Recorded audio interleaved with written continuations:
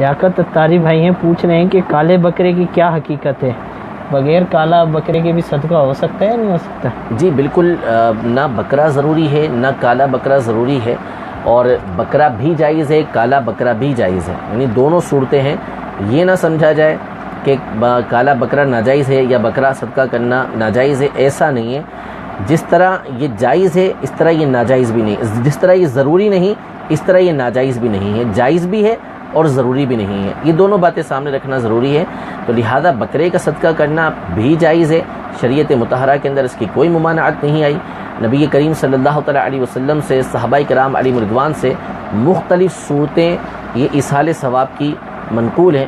ملک العلماء علامہ ظفر الدین بہاری رحمۃ اللہ تعالیٰ علیہ نے پورا ایک رسالہ اس پر تحریر فرمایا ہے، جس میں آپ نے زمانہ رسالت میں، زمانہ صحابہ کرام علیہ رضوان میں ایصال ثواب کی، صدقات کی کیا کیا صورتیں ہوتی تھیں اس کو بیان کیا ہے۔